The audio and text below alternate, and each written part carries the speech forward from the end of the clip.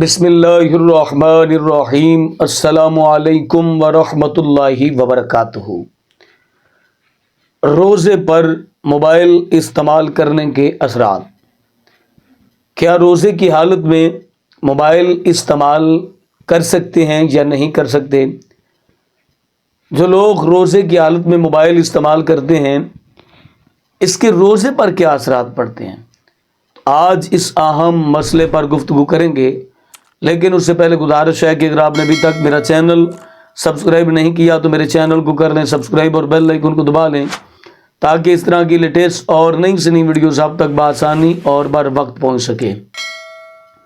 دوران روزہ موبائل کا غلط استعمال کرنا، موبائل پر فحش مواد دیکھنا، موبائل پر سانگ میوزک سننا، موبائل پر فلمیں ڈرامے دیکھنا یا موبائل پر بیہودہ باتیں کرنا، یہ مکروہ عمل ہے، یہ مکروہ عمل ہے، یہ ناپسندیدہ عمل ہے اور یہ نامناسب کام ہے۔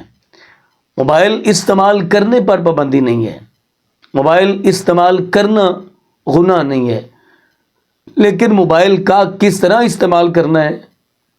اگر اچھا استعمال کریں گے تو آپ کو فائدہ ہوگا، اگر اس کا غلط استعمال کریں گے تو یقیناً نقصان ہوگا۔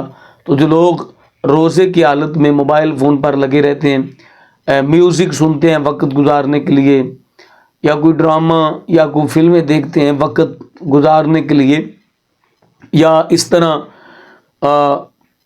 کچھ خواتین مردوں کے ساتھ باتیں کرتی ہیں، کچھ مرد حضرات خواتین کے ساتھ باتیں یہ ناپسندیدہ عمل ہے۔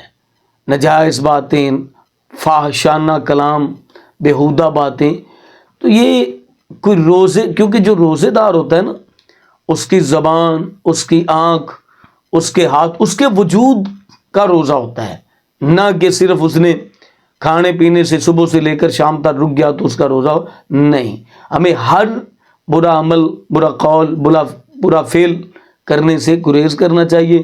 موبائل استعمال کر سکتے ہیں مگر اچھے طریقے سے تلاوت قرآن پاک سنیں، نعت رسول مقبول سنیں، اور کوئی دینی مسائل سنیں، فقہی مسائل سنیں، سیرت النبی صلی اللہ علیہ وسلم سنیں، عظمت صحابہ سنیں، تو اس صورت میں تو جائز ہے کہ اگر آپ فحشانہ کلام، بیہودہ باتیں، بیہودہ کلام، بیہودہ فلمیں، ڈرامے، تو یہ ناپسندیدہ عمل ہے، اس سے گریز کرنا چاہیے۔ روزے دار کو یہ باتیں زیب نہیں دیتی۔